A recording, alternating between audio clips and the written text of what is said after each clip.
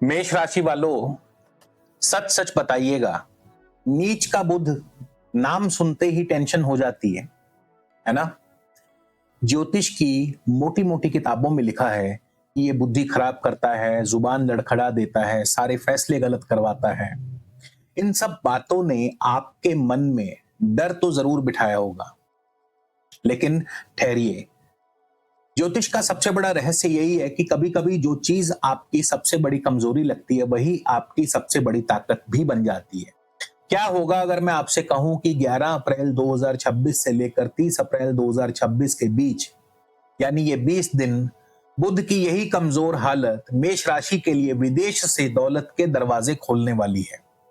जी हां, आपने बिल्कुल सही सुना। ये गोचर कोई श्राप नहीं, बल्कि एक छिपा हुआ खजाना है। बस आपको सही चाबी लगानी आनी चाहिए।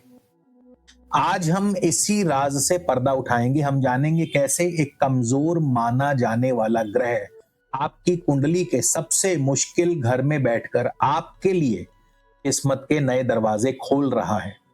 इस चर्चा को आखिर तक ध्यान से सुनिएगा, क्योंकि यहां बताई गई एक एक बात आपके आने वाले कल की सोच बदल सकती है। नमस्कार, मैं हूं आपका एस्ट्रो दोस्त चेतन और आप देख रहे हैं स्काई स्पीक्स।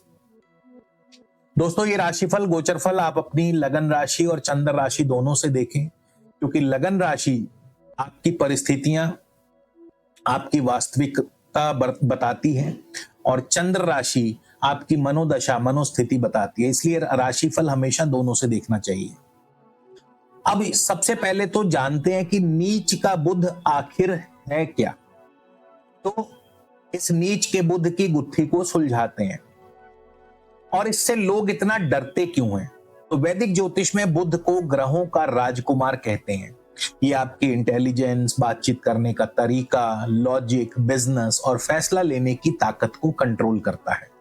जब यही बुध अपने सबसे कमजोर राशि यानी मीन राशि में आता है तो उसे नीच का कह दिया जाता है। और 11 अप्रैल 2026 से बुध ठीक इसी मीन राशि में जा रहे हैं, जहां वो 30 अप्रैल तक यानी अगले 20 दिन तक रहेंगे। अब मेष राशि के लिए बुध आपके तीसरे और छठे घर के मालिक हैं। तीसरा घर यानी आपका पराक्रम, कम्युनिकेशन, छोटे भाई बहन, और छठा घर यानी आपके दुश्मन, आपकी बीमारी, आपके कर्जे, आपका नौकरी में कंपटीशन आदि। तो अब इन जरूरी घरों का मालिक जब कमजोर पड़ जाए तो आमतौर पर लोग क्या सोचेंगे?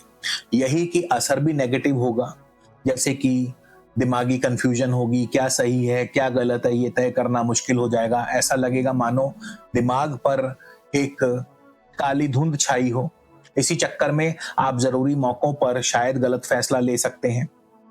बातचीत में गड़बड़ होगी, आप कहना कुछ चाहते हैं, लोग समझ कुछ लेते हैं और गलत फहमियां पैदा होती हैं। कॉन्फिडेंस की कमी, बुध के कमजोर होने से इंसान खुद की काबिलियत पर शक करने लगता है और ऐसे में कई अच्छे मौके हाथ से निकल जाते हैं। कॉम्पिटिशन्स में मुश्किलें, क्योंकि बुध आपके छठे घर का मालिक है।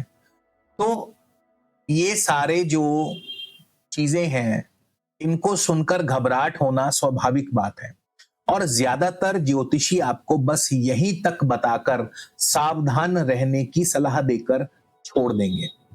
पर असली खेल तो अब शुरू हो रहा है। जी हाँ, सबसे बड़ा ट्विस्ट 12वें घर का जादू, और वो क्या है? वो है विपरीत राजयोग।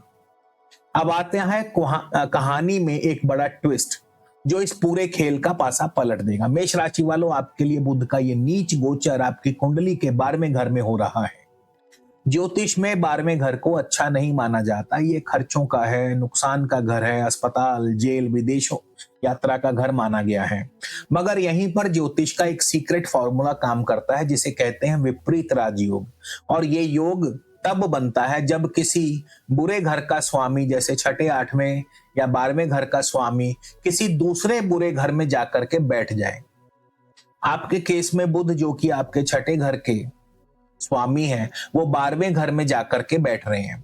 तो आसान भाषा में समझे तो जब एक नेगेटिव एनर्जी दूसरी नेगेटिव एनर्जी से मिलती है तो नतीजा पॉजिटिव हो जाता है। जैसे गणित में होता है ना, माइनस माइनस प्लस। तो इसका मतलब है आपकी मुश्किलें, आपके दुश्मन, आपके कर्जे, ये सारी एनर्जी जाकर के 12वें घर में गुम हो जाएंगे, खत्म हो जाएंगे। आपकी रुकावटें ही आपकी कामयाबी का रास्ता बन जाएंगी। और यही बात खत्म नहीं हो जाती, एक ट्विस्ट और भी है। बुध गुरु की मीन राशि में है और इस समय गुरु बुध की मिथुन राशि में है, यानी दोनों में राशि परिवर्तन भी हो रहा है, जिसका सीधा अर्थ है कि अब ये दोनों ग्रह एक दूसरे को फुल सपोर्ट करेंगे। और गुरु आपके कौन है? गुरु आपके भाग्येश है, यानी कि बुध को भाग्य का पूरा पूरा साथ मिलेगा। यही वो मास्टर की है जो इस गोचर को आपके लिए एक छिपे हुए वरदान में बदल रही है। ये वो सिचुएशन है जहां शुरुआती मुश्किलों के बाद अचानक से बड़ी कामयाबी मिलती है। अब इस पूरे विश्लेषण को अच्छी तरह से समझते हैं, सीधा पॉइंट पर आते हैं कि ये विपरीत राजयोग आपके लिए कैसे धन के मौके बनाएगा, विदेशों से पैसा कैसे आएगा। तो 12वां घर जो है वो सीधे सीधे विदेश का है, विदेशी कंपनियों का है, एमएनसीज, इंपोर्ट एक्सपोर्ट का है, लंबी यात्राओं से जुड़ा है। तो जब आपका छठे भाव का स्वामी बुध 12वें भाव में आता है तो ये साफ साफ किसी मल्टीनेशनल कंपनी में नौकरी का योग बनाता है। हो सकता है आपको अचानक किसी बड़ी कंपनी से जॉब ऑफर मिल जाए या आपका विदेश में ट्रांसफर हो जाए। जो लोग ऑनलाइन काम करते हैं या इंपोर्ट एक्सपोर्ट का काम करते हैं, क्योंकि बुध जो है ये बिजनेस का ग्रह है, तो 12वें घर में बुध का आना सीधे इशारा करती है कि विदेशी व्यापार से तगड़ा मुनाफा होगा। अगर आप इंपोर्ट एक्सपोर्ट में हैं या विदेशी क्लाइंट्स के साथ ऑनलाइन काम करते हैं, जैसे कि फ्रीलांसिंग, कंसल्टिंग, डिजिटल मार्केटिंग, तो इस समय आपकी इनकम में जबरदस्त उछाल आ सकता है। वीजा और फॉरेन सेटलमेंट के भी बड़े प्रबल योग हैं। जो लोग सालों से विदेश जाने की कोशिश कर रहे हैं, चाहे पढ़ाई के लिए या हमेशा बसने के लिए या बिजनेस के लिए, नौकरी के लिए, तो उनके लिए भी ये 20 दिन किसी चमत्कार से कम नहीं होंगे। वीजा या कागजों से जुड़ी रुकावटें अचानक दूर होंगी। अब नीच भंग राजयोग का डबल धमाका। इस गोचर की एक और खास बात है कि इसी समय गुरु बुध का राशि परिवर्तन हो रहा है, जिससे नीच भंग राजयोग भी बन रहा है। इसका मतलब है कि बुध की कमजोरी या नीचता भंग हो जाएगी और वो एक राजा के समान पावरफुल रिजल्ट देने के लिए सक्षम हो जाएंगे। तो ये तो हुई सोने पे सुहागे वाली बात। लेकिन इस समय आपके 12वें भाव में सूर्य, शनि और मंगल भी गोचर कर रहे हैं। तो संभव है कि इतने ग्रहों के साथ होने से नेगेटिव एनर्जी भी प्रवाहित होगी। तो सवाल यह है कि इस जबरदस्त एनर्जी का फायदा कैसे उठाएं और इसके नेगेटिव असर से कैसे बचें। तो उसके लिए आपको सही कदम उठाने होंगे। सबसे पहले तो बुध की एनर्जी को आपको बैलेंस करना होगा, यानी अपने दिमाग को शांत रखने के लिए आप रोज सुबह उठकर कम से कम एक माला जाप करें, ओम बुम बुद्धाय नमः।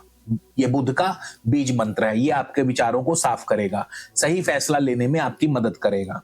बुधवार के दिन आप हरे रंग की चीजों का दान करें, जैसे हरी मूंग की दाल, हरी सब्जियां, हरे कपड़े, जरूरतमंदों को आप दे सकते हैं। गाय को हरा चारा खिलाएं, जो सबसे असरदार उपाय है। ये उपाय भी बुध के किसी भी तरह के नेगेटिव असर को कम करेंगे और उसकी पॉजिटिव एनर्जी को बढ़ाएंगे। भगवान गणेश जो हैं वो बुद्धि के देवता हैं और बुध ग्रह का सीधा कनेक्शन उन्हीं से है। बुधवार को भगवान गणेश को दूर्वा और लड्डू चढ़ाएं। साथ ही भगवान विष्णु की पूजा करें, क्योंकि वो भी बुध की ऊर्जा को कंट्रोल करते हैं। अब कुछ प्रैक्टिकल सावधानियां भी हैं, जैसे सोच समझ कर बोले, इस दौरान किसी से बहस ना करें, अपने शब्दों को ध्यान से चुनें, क्योंकि जुबान अगर फिसल गई तो फिर बड़ी बड़ी चीजें खराब हो जाती हैं। हर चीज को डबल चेक करें। कोई भी डॉक्यूमेंट साइन करना है, कोई ईमेल या कोई ऑनलाइन पेमेंट करना है, उसे 2 बार चेक करें। जल्दबाजी में निवेश बिल्कुल ना करें। हो सके तो 30 अप्रैल तक कोई भी बड़ा इन्वेस्टमेंट ना करें, तो जल्दबाजी में कई बार नुकसान हो सकता है। मेडिटेशन जरूर करें, मन को शांत रखें, फोकस रहें। रोज कम से कम 10 मिनट मेडिटेशन करें। अब अगर आपकी भी मेष राशि है या आपकी कुंडली में बुध 12वें घर में है, तो हमें कमेंट्स में जरूर बताइएगा कि ये जानकारी आपको कैसी लगी, और इस जानकारी को अपने सभी दोस्तों मित्रों के साथ शेयर करें। और अगर आप भविष्य को लेकर किसी भी तरह से परेशान हैं, निजी परामर्श लेना चाहते हैं, तो आप स्क्रीन पर दिए गए नंबर पर संपर्क कर सकते हैं और चैनल को सब्सक्राइब करना ना भूलें। अगर वीडियो अच्छा लगा है तो चैनल को सब्सक्राइब करें, मित्रों के साथ शेयर करें। तो मेष राशि वालों, 11 अप्रैल से 30 अप्रैल का जो ये समय है, ये डरने का नहीं है बल्कि अलर्ट रहने का है और आने वाले मौकों को लपकने का है। ज्योतिष में कोई भी ग्रह पूरी तरह से अच्छा या बुरा नहीं होता। हर ग्रह की चाल में एक छिपा हुआ संदेश और अवसर जरूर होता है। नीच का बुध आपको डरा सकता है, लेकिन 12वें घर में यही बुध विपरीत राजयोग के जरिए आपके लिए विदेश से कामयाबी और दौलत के दरवाजे भी खोल सकता है। ये गोचर आपको सिखा रहा है कि कभी कभी जिंदगी की सबसे बड़ी मुश्किलें सबसे बड़ा आशीर्वाद बन जाती हैं। इसलिए नीच के बुध से डरना नहीं है, बल्कि उसे समझिए और उसकी एनर्जी को सही दिशा प्रदान कीजिए।